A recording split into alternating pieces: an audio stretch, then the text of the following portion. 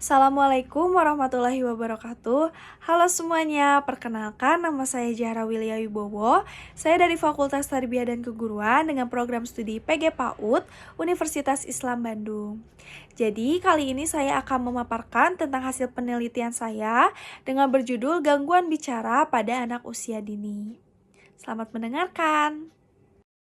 Baik, di slide pertama ada latar belakang. Berbicara adalah salah satu perkembangan manusia yang cukup penting. Tahapan perkembangan berbicara telah dimulai sejak usia bayi. Adanya perkembangan ini perlu untuk diamati sejak masih usia bayi.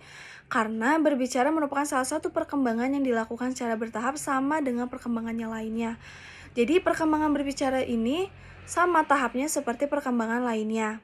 Berbicara berfungsi untuk mempermudah komunikasi dan interaksi dengan orang lain. Selain itu, berfungsi untuk pendidikan dan kehidupan sosial anak. Nah, perkembangan berbicara ini tuh banyak dampaknya gitu, banyak pentingnya gitu untuk pendidikan dan kehidupan sosial anak ke depannya. Lanjut ke rumusan masalah.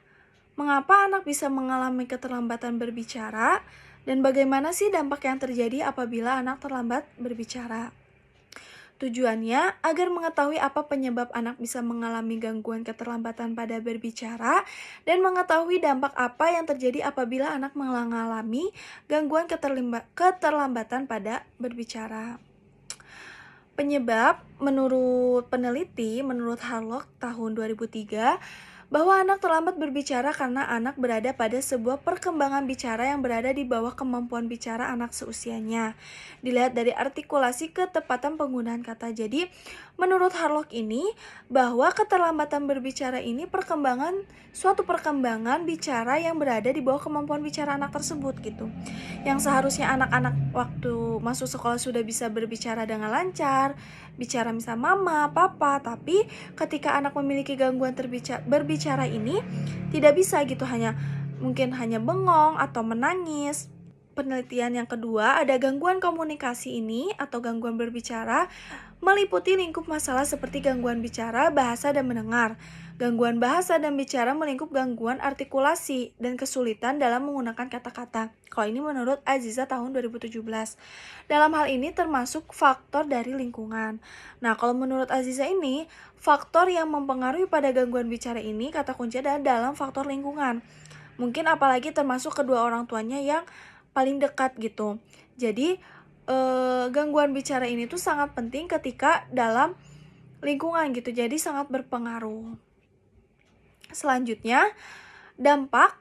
Ada 3 dampak yang saya akan paparkan. Yang pertama adalah mengakibatkan komunikasi yang kurang baik dalam berkomunikasi dengan teman seusianya. Jadi banyak ketika masuk sekolah nih, misalnya anak teman seusianya ini sudah bisa berbicara lancar, bisa ngobrol sana-sini, bisa mengekspresikannya. Tapi ketika anak ini memiliki keterlambatan berbicara, tidak bisa berkomunikasi dengan baik gitu. Dan dia pasti ngerasa gak mau nih, aku kok teman-teman aku kayak bisa ngomong kayak gitu, bisa main ke sana ke sini, kok aku nggak diajakin. Biasanya anak-anak yang memiliki gangguan terlambat berbicara itu biasanya sama teman mereka, itu kenapa ya belum bisa ngomong, itu kenapa. Biasanya anak-anak usia dini itu seperti itu gitu. Kedua, ada sosial dan emosional. Nah, kalau sosial ini ya sama seperti yang tadi pertama itu, sulit gitu untuk menyatu dengan teman-teman lainnya. Kalau emosional, dia ngerasa insecure atau ngerasa tidak percaya diri ketika teman-temannya misalnya ngobrol ke sana ke sini, nah dia nggak bisa gitu, hanya bisa misalnya berekspresikannya dengan menangis atau bengong karena dia memiliki keterlambatan gangguan bicara ini gitu. Ketiga, ada resiko lebih tinggi pada kesulitan akademik. Nah, gangguan keterlambatan berbicara ini juga bisa beresiko pada kesulitannya akademik. Karena susahnya berbicara, susahnya mengungkapkan, jadi memiliki gangguan terhadap akademiknya.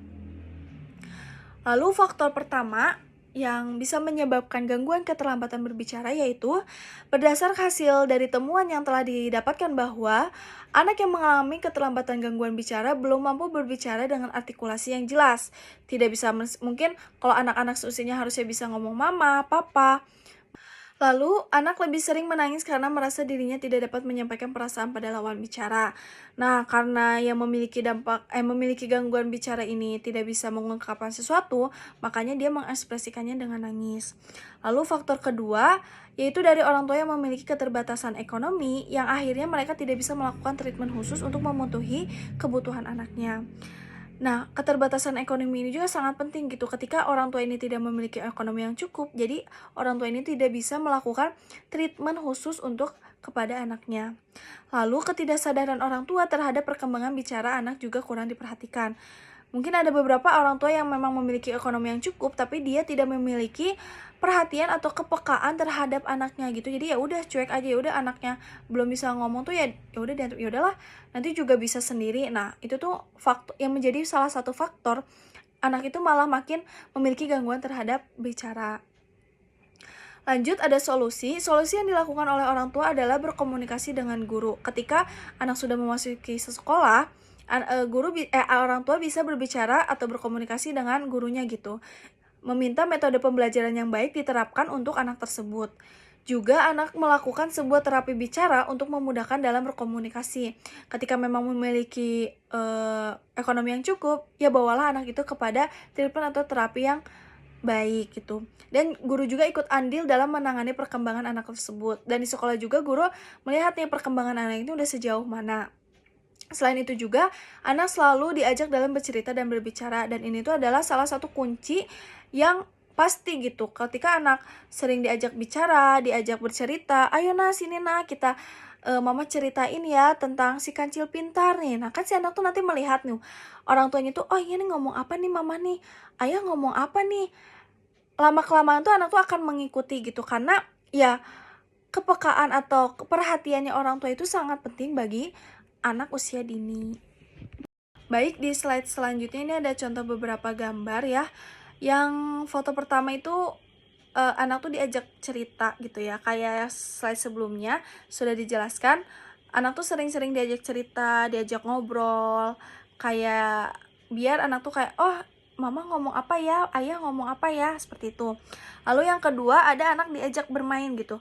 Misalnya bermain Lego atau bermain kotak-kotakan, bermain Rubik, biar anak tuh kayak, ini bentuk apa ya, kayak rasa penasarannya tuh kayak tinggi gitu, ini apa ya, bentuk apa, biar bertanya gitu kepada mamanya, ini apa ya, seperti itu kan, karena anak usia dini itu kan rasa ingin tahunya besar ya. Lalu di gambar ketiga ada diajak bermain ke taman gitu, karena ketika anak usia dini itu dibawakan ke suatu tempat yang belum pernah dia datangi, kayak, ih ini apa ya, itu apa ya, jadi si anak tuh kayak greget pengen ngungkapin sesuatu gitu, ngungkapin perasaannya, mah itu apa ya, itu apa ya, kayak gitu, kayak itu apa, kayak gitu sebenarnya. Nah seperti itu, jadi anak tuh sering diajak ngobrol, diajak bicara, diajak ke tempat-tempat bermain, diberikan fasilitas yang baik agar anaknya itu kayak ngerasa kayak, oh orang-orang bisa kayak gini nih, aku juga mau kayak gini nih, seperti itu. Lalu kesimpulannya adalah gangguan berbicara pada anak karena ada beberapa faktor. Di antaranya adalah faktor riwayat kesehatan anak, perkembangan sosial dan emosional, dan lingkungan gangguan bicara pada anak. Dapat ditimbulkan karena anak pada usia dini sehingga perlu pengawasan dari orang tua. Nah ini tuh yang sangat penting ya, yang mampu memperhatikan kondisi perkembangan anak. Karena ketika anak sudah memiliki kondisi gangguan berbicara, anak akan mengalami kesulitan dalam berkomunikasi dan mengekspresikan pada orang lain. Selain itu juga gangguan bicara pada anak dapat membuat anak merasa tidak percaya diri untuk berinteraksi dengan anak seusianya, sehingga peran orang tua dan guru dalam hal ini sangatlah penting. Jadi peran orang tua dan guru ini sangat penting, apalagi orang tua gitu ya yang sehari-hari bersama anaknya. Harus memperhatikan gitu perkembangan anaknya, apalagi perkembangan berbicara pada anak ini sangatlah berpengaruh gitu terhadap sosialnya, emosionalnya, dan yang paling penting adalah terhadap akademiknya. Ketika sudah terganggu, yang akan terjadi ketika terganggu dan tidak diobati, tidak ditreatment, tidak dibiasakan agar pulih kembali, akan berpengaruh untuk masa depannya. Mungkin cukup sekian presentasi dari saya, banyak kurangnya saya minta maaf yang sebesar-besarnya. Semoga